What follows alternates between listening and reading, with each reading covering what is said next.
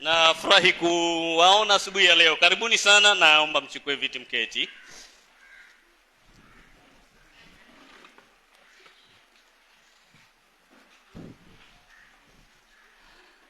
Natumai kwamba tumekuwa na wiki njema, wiki ya uzima, wiki ya ushindi.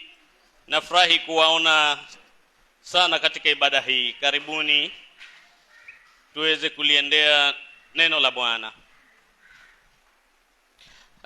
Juma lililopita tuliweza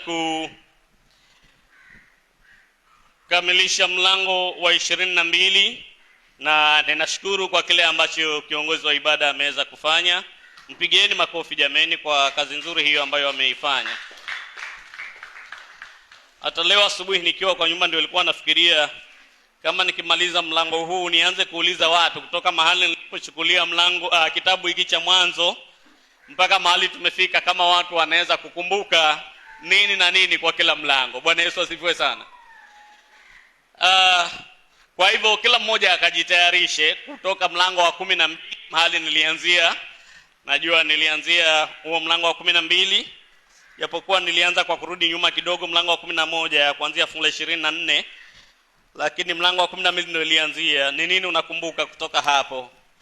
Mlango wa 13, mlango wa 14, mlango wa 15, mlango wa 16, 17, 18, 19, 20. Kama kuna kitu tu kimoja ambacho unaweza kuona, weza kugrasp kutoka katika mlango huo. Bwana Yesu asifiwe sana. Amen. Leo tunaingia mlango wa 23. Juzi na jua kwamba nalifanya utangulizi katika mlango huu kwamba tunapoingia nini kile ambacho kilikuwa kinatungojea. Niliwatajia kwamba mlango huu wa 23 ni mlango unaanza na taarifa za tanzia. Taarifa za tanzia kwa sababu mama yetu mhusika mkuu katika ujumbe mzima huu wa baraka ya Abrahamu na uzao wake, yani Sarai, na rudi mavumbi kwa mavumbi kama Bwana alivyoweza kutumba. So hayo ndio mambo ambayo tutakutana nayo makuu, na ni mlango mfupi. Nafikiria ni mlango peke yake naweza nikaufanya leo, na juma lijalo nitakuwa nimemaliza kadri ya vile ambavyo nimeweza kuandaa notes zangu. Kwa hivyo naona tutakaa hapa tu kwa muda mfupi sana. Amen. So tutaanza kwa kusoma mlango wote, una vifungu 20 tu. Nitamuuliza mwenye kusomea aweze kusomea kutoka hapo. Leo Bwana akiridhia tutafanya hadi fungu la 10. Mwanzo mlango 20. Mwanzo mlango ni ule 23, nitasoma kuanzia mstari wa kwanza. Basi umri wake Sara ulikuwa miaka 127, ndiyo umri wake Sara. Sara akafa katika Kiriathi Arba, ndiyo Hebroni, katika nchi ya Kanaani. Ibrahimu akaja kumlilia Sara na kumwomboleza. Akaondoka Ibrahimu kutoka mbele ya maiti wake, akasema na wazawa wa Hethi akinena, mimi ni mgeni, ninatembea kwenu, nipeni mahali pa kuzikia kwenu, pawe pangu, nimzike maiti wangu, atoke mbele yangu. Wazawa wa Hethi wakamjibu Ibrahimu wakamwambia, utusikie Bwana, ndiwe mtu mkuu sana kwetu, uzike maiti wako katika kaburi lile utakalo chagua katika makaburi yetu. Hapana mtu kwetu atakaye kuzuilia kaburi lake, usizike maiti wako. Ibrahimu akaondoka akainama mbele ya watu wa nchi, mbele ya hao wazao wa Hethi, naye akazungumza nao akisema, ikiwa nia yenu nimzike maiti wangu atoke mbele yangu, mnisikie, mkaniombee kwa Efroni bin Sohari, ili kwamba anipe pango la Makpela, iliyo katika mpaka wa shamba lake, na anipe kwa kima kilicho kamili katikati yenu, iwe milki yangu ya kuzikia. Basi Efroni alikuwa akiketi kati ya wazawa wa Hethi. Efroni Mhiti akamjibu Ibrahimu, na wazawa wa Hethi wanasikiliza, hata watu wote waingiao mlango wa mji wake, akisema, sivyo bwana wangu, unisikilize. Lile shamba nakupa, na pango iliyomo nakupa, mbele ya wana wa watu wangu nakupa, uzike maiti wako. Ibrahimu akainama mbele ya watu wa nchi, akamwambia Efroni, na watu wa nchi wanamsikiliza, akisema, tafadhali unisikilize. Nitatoa kima cha shamba, nawe ukipokee kwangu, nami nitamzika humo maiti wangu. Efroni akamjibu Ibrahimu akamwambia, bwana wangu, unisikilize. Sehemu ya nchi ambayo thamani yake ni shekeli za fedha 400 nini hii baina yako na yangu? Basi uzike maiti wako. Ibrahimu akakubali maneno ya Efroni. Ibrahimu akampimia Efroni ile fedha aliyotaja masikioni mwa wazao wa Hethi, shekeli za fedha 400 za namna inayotumika na wenye biashara.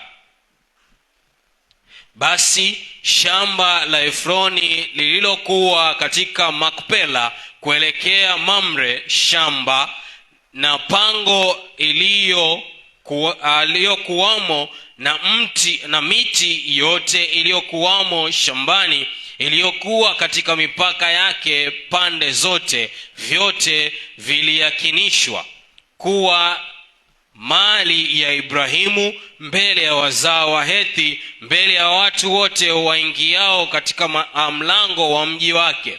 Basi baada ya hayo, Ibrahimu akamzika Sara mkewe katika pango ya shamba la Makpela kuelekea Mamre, hiyo Hebroni, katika nchi ya Kanaani. Na lile shamba na pango iliyomo iliyakinishwa kuwa mali yake Ibrahimu na wazao wa Hethi, kuwa mahali pa kuzikia. Amen. Amen. And may the Lord bless his word. Amen. Father God, we are so grateful. Thank you for the breath of life, and thank you for enabling us to come into your house. Thank you for this our Lord that is set before us, that we are about to hear your word. Father, as we open the pages of the Bible, we pray that you may powerfully speak to us. Lord, reveal yourself in us and show that which, Lord, will enable us to build our relationship with you as we walk in the journey of salvation. In Christ's mighty name, this we pray, trusting. Amen.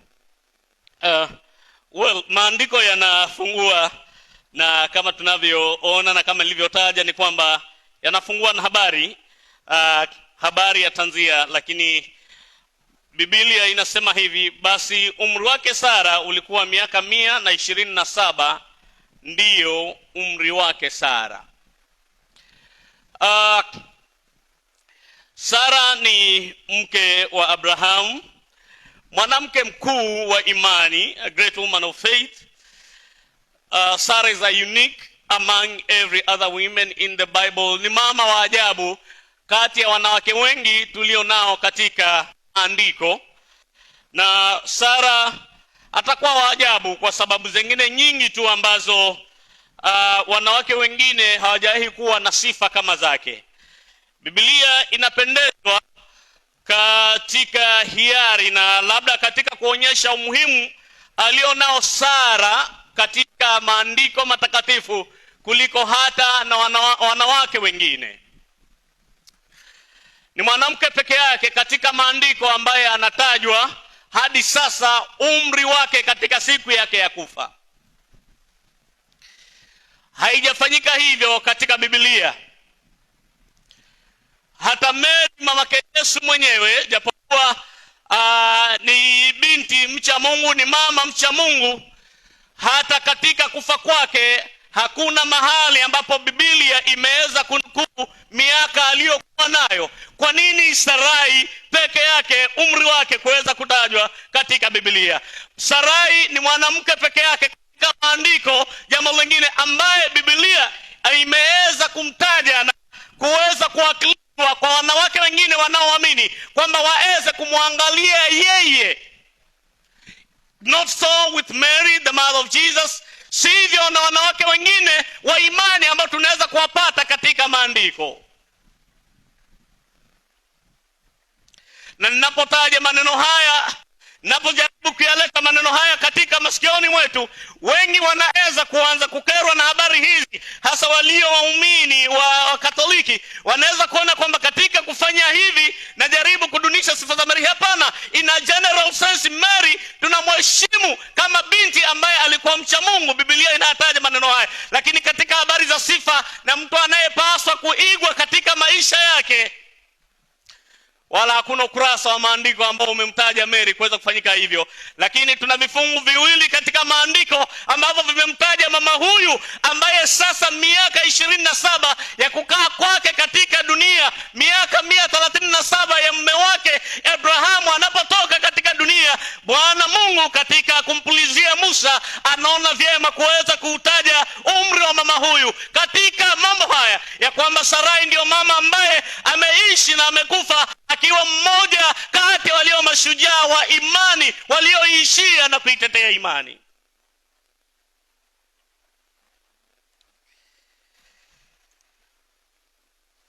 Sara basi ni mama ambaye hata katika miisho ya maisha yake Biblia inaweza kumheshimisha kwa kuyataja miaka yake.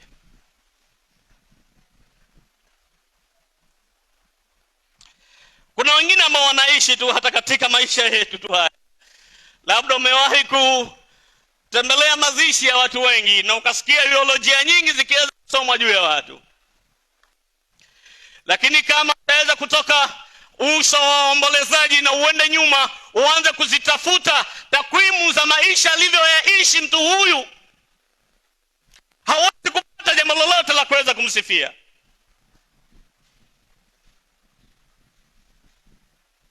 Najaribu kusema nini?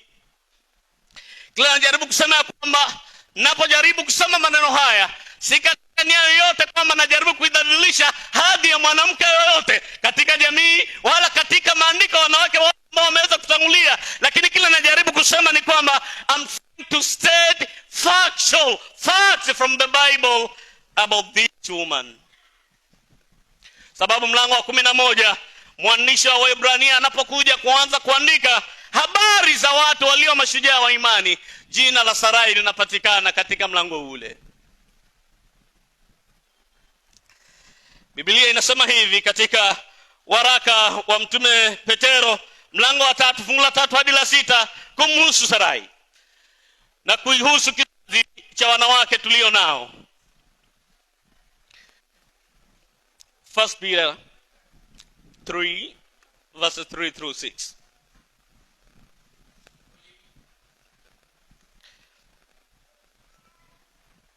Kujipamba kwenu kusiwe kujipamba kwa nje, yaani kusuka nywele na kujitia dhahabu na kuvalia mavazi, bali kuwe utu wa moyoni usioonekana katika mapambo yasiyoharibika, yaani roho ya upole na utulivu iliyo ya thamani kuu mbele za Mungu. Maana hivyo ndivyo walivyojipamba wanawake watakatifu wa zamani waliomtumainia Mungu na kuwatii waume zao, kama vile Sara alivyomtii Ibrahimu akamwita Bwana, nanyi ni watoto wake, mfanyapo mema wala hamkutishwa kwa hofu yoyote. Amen. Bwana Yesu asifiwe. Biblia inamtaja Sarai in this unique manner, ya kwamba mwanzo katika habari za upatanishi kati yake katika habari za uwenzi kati yake na mmewe Abraham, ni mtu aliyeweza kumsaidia mmewe mwanzo nayo katika kuzipokea ahadi za Mungu na kuzishikilia hadi utimilifu wake, tofauti na mama wetu wa kwanza Adamu aliyeweza kulisikia neno la Mungu na ahadi aliyopewa ya uzima wa milele kama wangeweza kuitii amri ya Mungu milele, na mauti ya milele kama wangeweza kuivunja. Lakini in contrast, Eve anaweza kuivunja amri ya Mungu, na kwa sababu hiyo kukitumbukiza kizazi kizima katika uangamivu. Lakini Sarai, tunapomwangalia katika kuisikia ahadi ya Mungu iliyoweza kunenwa kwa mmewe Abraham, aliweza kushikamana na mmewe akiwa katika tumaini hili la kuingojea utimilifu wa ahadi ile ya kuweza kumpata mwana, hata wakati biolojia ya kibinadamu isingeweza kusema hivyo. Bata anatajwa katika sifa hizi pia kwa ajili ya heshima kwa mume wake. Ni mwanamke pekee kwa Biblia ambaye katika kimo cha heshima cha kumheshimu mumewe alifika mahali na kumuita Bwana. Ishi Bwana ya ile ambayo wamama wetu wameizoea katika maandiko. Hii Bwana ambayo inatajwa hapa kwamba mama huyu aliweza kumuita mmewe, ni maana ni Bwana ambayo imebeba uzito ya kwamba katika ndoa mke na mume tunawaita washiriki, they are partners, and because they are partners there is a logic concerning partnership either in business or in a relationship.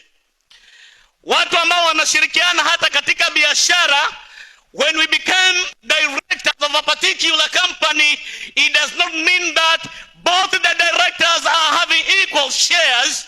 One can have 80% of the total shares of the company. One can have 10%, the other can have even 1%, but they are all partners.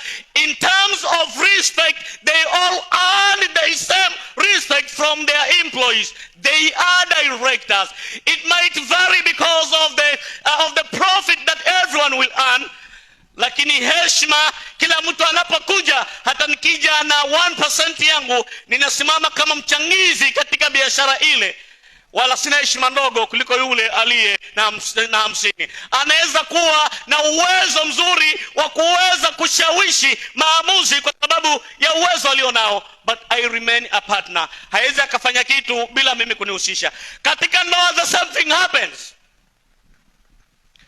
Ya kwamba the woman is not minor to the husband, and the husband is not superior to the wife. They are generally partners.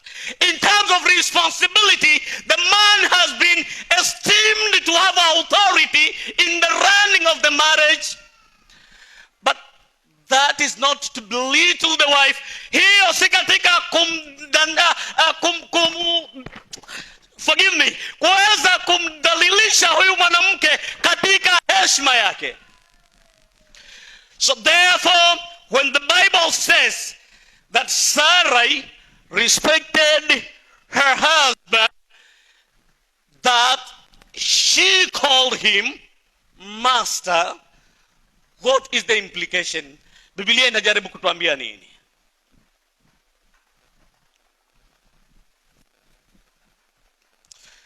Baba Abraham, nataka uniangalie. Mama Abraham, utachukua Abraham uanze ukaa na yeye tafadhali. Umewahi kuitwa bwana na mke wako labda? Okay. Steve, karibu sana baba. Amina. You are a father of 3 now. Mae kuitwa bwana wangu kwingine? Hajai kusikia. Sitauliza kwa sababu si mnaniangalia, siulizi. Lakini ningekuwa niko mahali kando, hata mimi nami ningeuliza. Lakini tuendeleeni. Kila anamaanisha ni nini? Inaanza kwa maneno haya, waraka wa Petro fungu la 3. Now regarding women, because this is what Peter is addressing.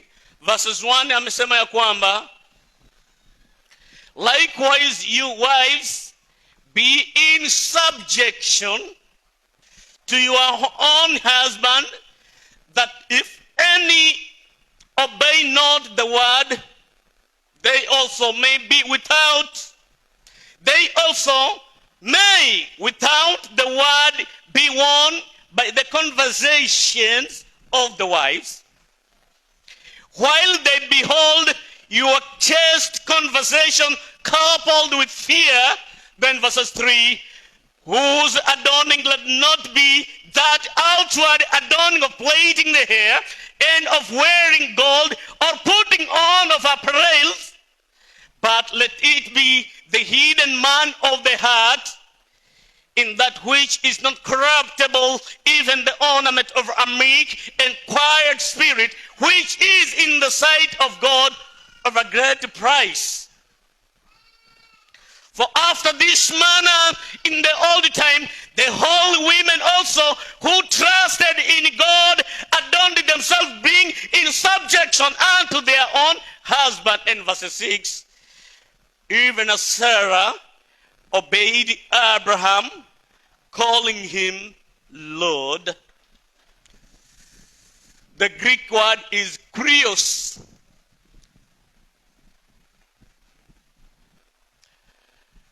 Kurios,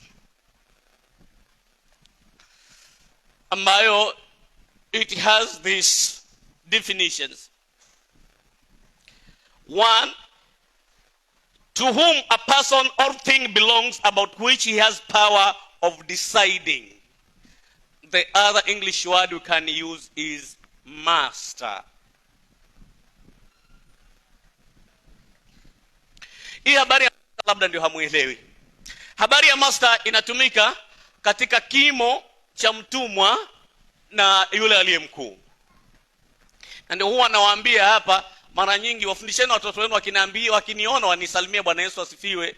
Hii habari ya salamu za shikamoo mimi wasizipendi, kwa sababu hii shikamoo ni salamu ya mtumwa na anayetawaliwa. Warabu waliokuwa wakiwatumikisha watu wengine ndio waliileta salamu hii. Yaani Mwarabu anaposema shikamoo, anakuambia ni mtumwa huyu anemsalimia bwana wake kwa kumwambia shikamoo, anamuuliza naweza kakuinamia? Bwana anapojibu marahaba, anasema inama mpaka uguse ukucha wangu. This is the gravity this same word carries here. When Sarah obeyed her husband such that she called him my master, Sarah in other words saying, I am ready to bow down to the rule of my master.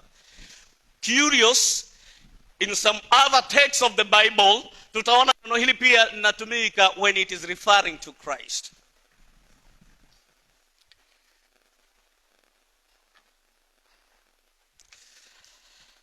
Sarah,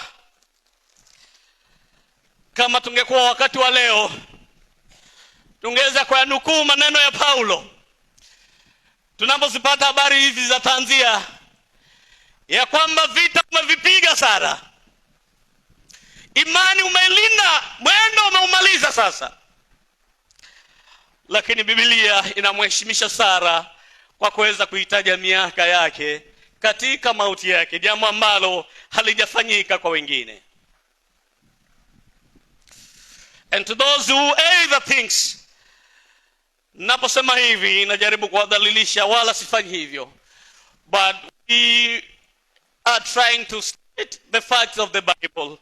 Na ninasema hivi, when it comes to the truth of the Bible, what I hold dearly as policies of my life does not matter. We say this, tunasema hivi katika theolojia, when my theology contracts the Bible, my theology should bow down to the scriptures and not the other way around. So what I hold dearly, kile ambacho ninakishikilia kama kanuni zangu za maisha, kama kinakinzana na maandiko, ni mimi nikiachilie. Ni hicho kiweza kuinamia maandiko, si maandiko yafanye kinyume.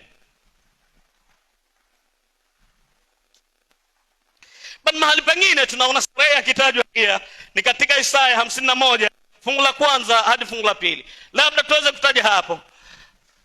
And those who can, although I'm not in the battle of exchanging, those who can, kama mnaona labda wale, najua nyinyi hamna shida, wale wanaonisikiza hapa, kama kuna mmoja ni Mkatoliki na asikazike, simdalilishi Mary na mtambua mama ambaye Mungu alimtumia kuweza kuleta wokovu katika dunia hii, lakini Sarai ana sifa nyingi kumliko. Yes, Isaiah 51:1-2. Angalia tu the other portion of scripture where Sarah appears.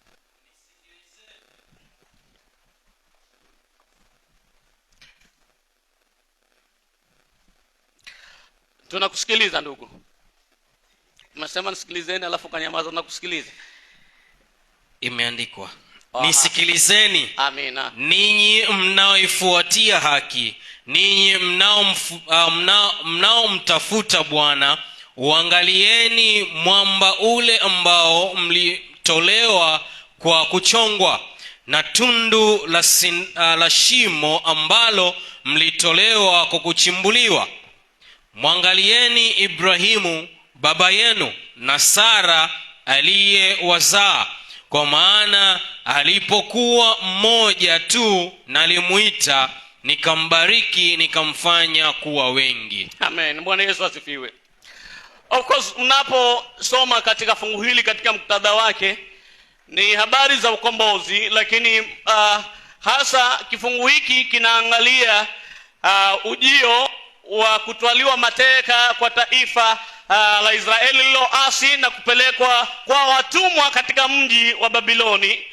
Na Mungu anapowazungumzia watu hawa anailinganisha kama vile watakapokuwa wanarudi katika Yerusalemu. Lakini tumeona mambo haya yanayotajwa, yale maneno mazuri ambayo tunakutana nayo katika Yeremia 29 ambayo tunapenda kuyasoma sana, ni pamoja na maneno haya. Lakini tunaona vile Mungu anajaribu kuliambia taifa hili. I don't want to go into details, but fungu la pili linasema muangalieni Abraham baba yenu, na kisha patba inasema ya kwamba patba Isaya 51. Usitoke baba. Kwa maana alipokuwa mmoja tu nalimuita, nikambariki, nikamfanya kuwa wengi. Look to Abraham your father, and to Sarah who bore you, for I called him alone and blessed him. Now Sarah, we are told to look at her because she bore us. Because in Isaac, the salvation of man cometh. So verses 2, Genesis 23. Sara akafa katika Kiriathi Arba, ndiyo Hebroni, katika nchi ya Kanaani. Ibrahimu akaja kumlilia Sara na kumwombolezea. Amen. So then Sarah, she passed this world to the next, as it says in verses 1, after she had lived 127 years. So verses 2, Abraham anakuja kumwombolezea mkewe, na pale ni kwamba Abraham anakuja sasa kuweza kuomboleza kuondoka kwa mke wake. Labda tutakuwa na swali, where is Abraham coming from? Kwa nini neno hili ya kwamba Abraham anakuja kumwombolezea? This is my thinking and my researches. Abraham anaishi maisha, a nomadic kind of a life, maisha ya kuhamahama, kwa sababu najua ana mifugo mingi. Inawezekana kwamba kuwa ameweza kwenda katika sehemu nyingine kwa ajili ya kuilisha mifugo yake akiwa huko. Wale ambao tumeweza kuwalisha mifugo tunajua ya kwamba wakati inatokezea kwamba kunakuwa na ukame sana, kama kule kwetu inakuwa wakati kuna ukame sana, maji haipatikani. Sijuzi mlikuwa mnaona tu about 2 weeks ago katika runinga zenu vile ambavyo nchi sehemu za kaskazini wa Kenya mifugo ambavyo ilikuwa inakufa kwa sababu ya ukame. Kuna wakati inatokezea hivyo. Sasa ikitokezea hivyo, haukai pale na mifugo watakufa. Ninaweza nikahama hapa ukanipata nimeenda kama Mariakani kwa sababu labda huko mvua imenyesha kidogo, kuna nyasi, so nitaenda kukaa huko kwa muda kuwalisha mifugo wangu, halafu baadaye wakati kwetu mvua inanyesha nitaweza kuhama na kurudi. Inawezekana kwamba ilikuwa imetokezea kitu kama hicho. So Abrahamu akiwa katika mahali pengine ambapo wakati mwingi naweza kuwa na boma kule kwa sababu ya makazi yale ya muda nikilisha wanyama, Abrahamu anapata habari ya kwamba mkewe amekufa na anakuja. So Abrahamu anapokuja anaomboleza kifo cha mkewe Sara, na anaonyesha huzuni kubwa katika kumwomboleza mkewe. Na ninajua ya kwamba habari hizi za kuomboleza wakati mwingine sisi wa Kristo zinaweza kutujia na mashaka kidogo, hasa wale ambao wameweza kuyasoma maandiko, kwa sababu there is a pattern ambayo maandiko imeweza kuja kutuelezea katika Agano Jipya jinsi waumini walivyo wanapaswa kuomboleza kwa namna gani. But hapa tumeona ya kwamba Abraham aliweza kumombolezea mkewe si kama mtu ambaye haamini, lakini kama mtu ambaye anamwamini, kama mtu ambaye analo tumaini la uzima wa milele, kama mtu ambaye anatumaini la upya wa ulimwengu utakao kuja, kama vile mwandishi wa Waebrania anavyomshuhudia Abraham. Katika Waebrania mlango wa 11 fungu la 9 hadi la 11 tunaweza kuona haya yakitajwa kumhusu Abraham.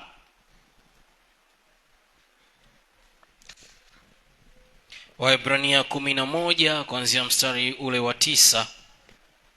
Kwa imani alikaa ugenini katika ile nchi ya ahadi, kama katika nchi isiyo yake, akikaa katika hema pamoja na Isaka na Yakobo, warithi pamoja naye wa ahadi ile ile. Maana alikuwa akiutazamia mji wenye misingi, ambao mwenye kuubuni na kuujenga ni Mungu. Kwa imani hata Sara mwenyewe alipokea uwezo wa kuwa na mimba alipokuwa amepita wakati wake, kwa kuwa alimhesabu yeye aliyeahidi kuwa ni mwaminifu. Amen. Bwana Yesu asifiwe. Kwa hivyo tunaona kwamba Abraham katika maisha yake anaishi akiwa na tumaini, na kile anachokitumainia ni kwamba anautazamia mji mtakatifu ambao utakuja. Kwa hivyo Abraham alimwombolezea Sara, lakini anamwomboleza kama muumini, kwa sababu Wathesalonike wa kwanza 4 fungu la 13 hadi 14 unaweza ukasoma. Paulo anadhihirisha jinsi ambavyo waumini wanapopatwa na mikasa ya vifo wanafaa kuomboleza. Wathesalonike 4. Wathesalonike wa kwanza 4 fungu la 13 hadi la 14. Lakini ndugu, hatutaki msijue habari zao waliolala mauti, msije mkahuzunika kama na wengine wasio na matumaini. Maana ikiwa tuamini ya kwamba Yesu alikufa akafufuka, vivyo hivyo na hao waliolala katika Yesu Mungu atawaleta pamoja naye. Amen. Bwana Yesu asifiwe sana. So Abraham anapokuja kumwombolezea Sara, anamwomboleza as a person who had definite heavenly hope. So he knew that his relationship with his wife Sarah had not ended after all. Ya kwamba just a matter of time that in the next world to come, Sarah and Abraham would live together again joyfully, not as husband as wife. Precaution. Sa kule tunakoenda hakuna mambo ya mke na mume, lakini ukweli ni kwamba Abrahamu atamwona Sara. Kama Pastori akifa katika tumaini hili alilonalo katika Kristo, ninaweza kuwa na tumaini kwamba mke wangu wa sasa akifa katika tumaini hilo, tutaweza kuwa pamoja tena katika mbingu na nchi mpya ambayo Bwana ameweza kutuandalia. So Abraham had a definite heavenly hope, so he knew that his relationship, his knowledge with Sarah did not end in this life. It would rather continue on to the next. Nevertheless, he lost his beloved wife, a good and supportive, a very helpful companion. Kama kuna watu katika dunia ambao wamewahi kufiwa na wake wa nguvu bwana, Abraham amefiwa na mke kweli. Huwezi ukamchukua Sara mahali alipo na ukamchukua yule mke wa Ayubu ambaye hata jina halijatajwa ukawaweka pamoja, wala huwezi. Mke wa Ayubu alipoona tu kidogo tu mke wa mume wake ameweza kugonjeka, wameomba hawaponi, akaanza kuona inawezekana Ayubu hata umekuwa ukimdanganya kuhusu huyu Mungu ambaye umesema tumtumainie. Si twende kwa mganga basi ukaangaliwe. Haya maombi matupu hayajakusaidia, twende kwa mganga. Wanawake wa leo wangeweza kusema hivyo.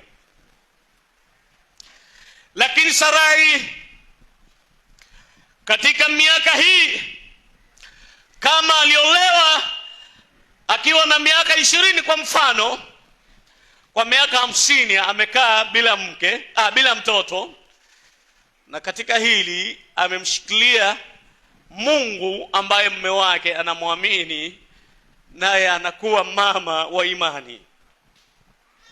Kwa hivyo Abraham amepoteza mwenzi ambaye alikuwa wa faida, mwenzi ambaye aliweza kuzipokea ahadi za Mungu na akaweza kumwamini, kinyume na Hawa, kinyume na mke wa Ayubu. Basi bila shaka Abraham amepoteza mwenzi wa ajabu. Na dhani kwamba suppose kuna wakati ambao tunahisi ya kwamba wakati tumefiwa katika kuhuzunika kwetu, wakati mwingine ni kule ambako Paulo anakuita kwa watu ambao hawana tumaini. Haipasi kuwa hivyo kwa wale ambao tumeokoka. And respectively speaking, sisemi ya kwamba tumefiwa tusilie. Brothers, let us cry all we can. Abraham cried. In fact, verse 2 part B inataja jambo hilo, ya kwamba and Abraham wept for Sarah. So Abraham mourned, but there was a demonstration of that internal mourning through the years. Tears fell down the cheek of Abraham in mourning his wife. So it is right, ni sawa kabisa tunapofiwa kuweza kuwa na huzuni. Ni sawa kabisa tunapofiwa kuweza kulia. Lakini tusiseme mbona Mungu imefanyika hivi. Mungu amefanya kilicho sawa. Mungu amefanya kilicho sawa. Sisi tunaweza kuwa na interpretation ya kifo, lakini kwa Mungu kifo ni kifo tu. Vile mtu anavyokufa inaweza kuwa na maana tofauti kwetu, lakini sivyo na Mungu. I came across a post on Facebook the other day ya rafiki yangu, and I didn't comment, but he made this comment kwa comment yake, kwa post yake ya Facebook, ya kwamba the Jews, anaongelea vita ambazo zinaendelea hivi sasa kati ya Amerika, Israeli na Iranian, na anasema ya kwamba Mungu wa Israeli, wa Isaka na Yakobo yuko, na wakati watu wake Israeli wanauliwa kila siku wakifa. Wanauliwa kila siku. Nilielewa kila najaribu kumaanisha. Labda ningemjibu, sikuweza kumjibu kwa sababu wakati mwingine yale maelezo niko nayo kwa kichwa wewe anakuwa mengi sana mpaka in writing inaona siwezi kuyaweka na mtu akaelewa. But brothers, this one thing we should understand. Whether you die by a bomb, whether you die through a road accident, whether you die by a sickness, ama kama ni mkora hapa mtaani atakushika na kudunga visu ufe, wewe utakuwa na interpretation yako vile uko nayo. Lakini kwa Mungu siku zako zilikuwa zimeisha za kuweza hapa duniani, and he had to exit this world anyway anyhow. How you get out of this world does not really matter before God. What matters is at that time of your exiting this world, where do you belong? Ni wapi ambapo ni kwako? God is not like one of us, ya kwamba atasema jamani amekufa. Hapana. Mimi na wewe tunaongelea habari ya kesho kwa sababu we are so limited in what we can see, in what we know, in what we understand. It is not so with God. Kwa Mungu hakuna kesho. Kwa Mungu hakuna jana. God is here. He sees eternity past. God is here. He sees here. He sees eternity to come. Everything is happening now. Hata wale ambao watakufa kesho, hata wale ambao wanakufa dakika moja inayokuja, yako machoni pa Mungu, na hayo yote Mungu ameyajua, anayapanga vile yanavyoenda. There is nothing like premature death. If there is something like premature death, then there is one thing for sure. There is a God who is so powerless. There is a God that we cannot even trust in him. Because this God is so weak, people can be taken from his hand and they can be killed without him. With him so powerlessly that he cannot save them. It is not so with God.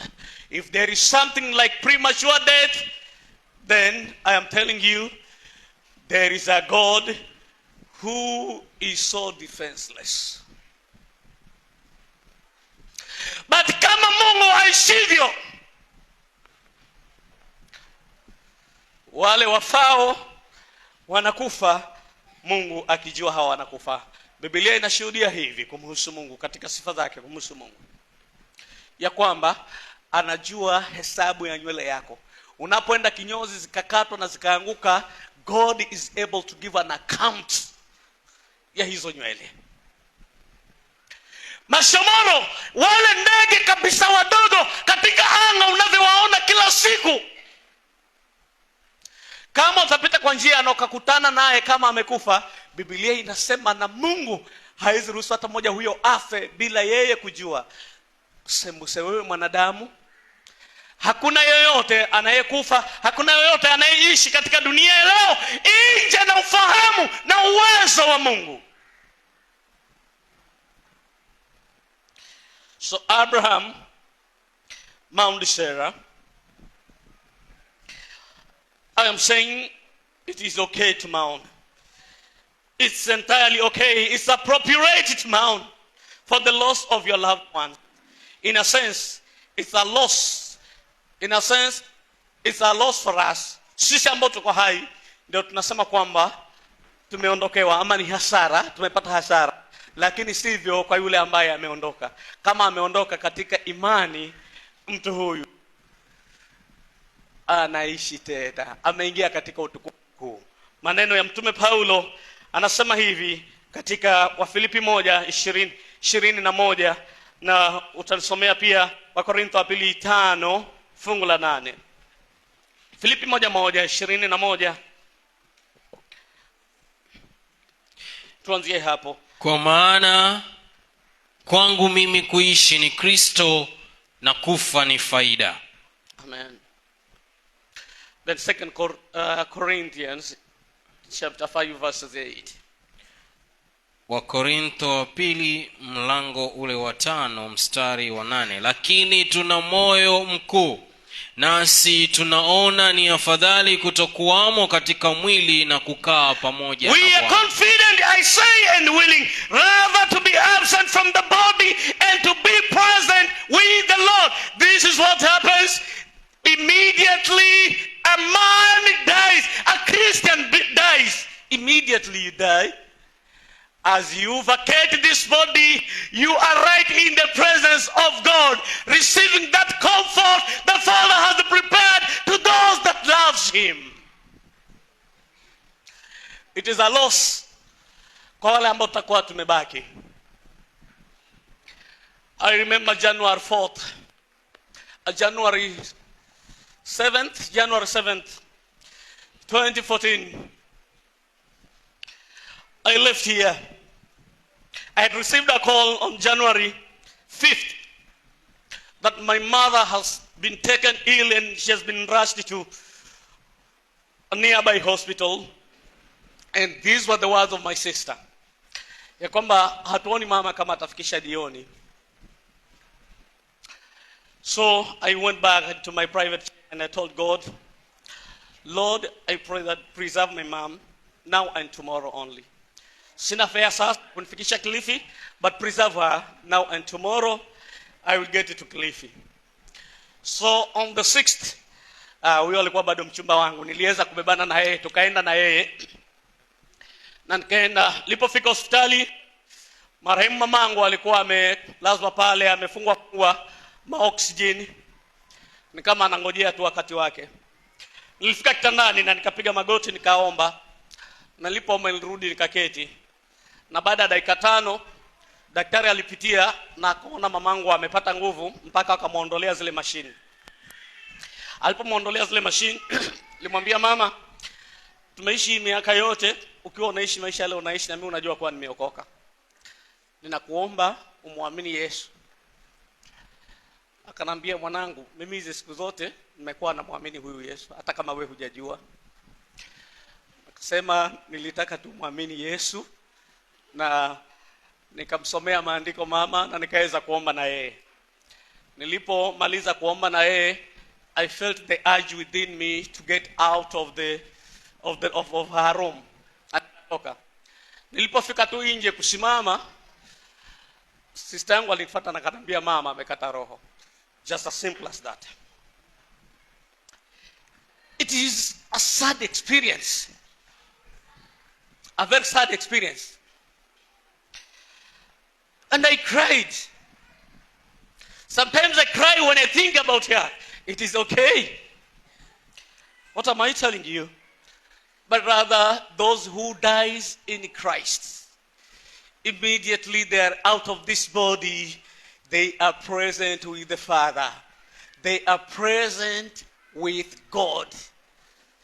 That beautiful scenery with God, where there is no crying, where there is no suffering, where there is no bearing the pain of a syringe plunged into your body kwa sababu unahitaji kupata uponyaji. These are the beauties that awaits. These are the glories that awaits those who are trusting in the Lord. We can say, as the man writing the Hebrews says, now let us fix our eyes unto Christ.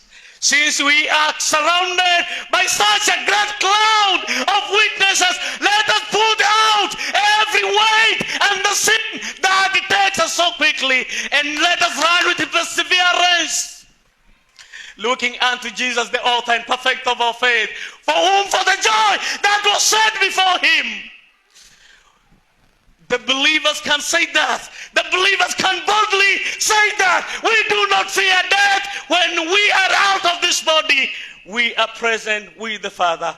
I am giving you this wonderful invitation that as we live, let us live with boldness, knowing that when the time comes for us to exit from this body, we are rest assured of the glorious place that awaits us, where roads are said to be made of gold.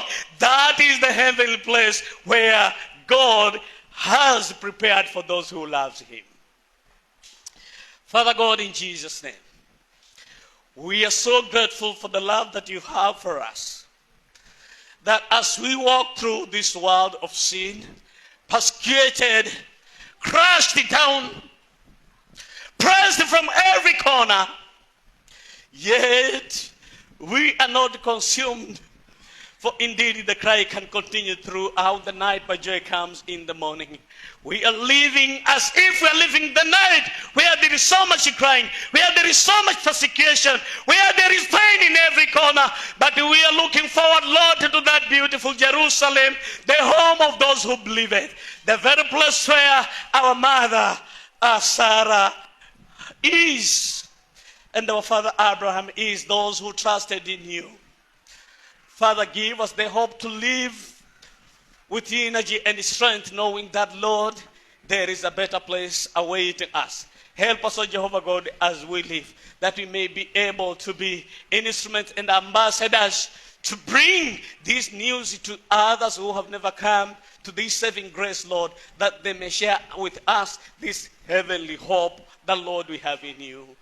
Thank you, Jesus, for speaking to us this morning, and thank you for your word. In Jesus' mighty name we pray, trust. Amen. Amen.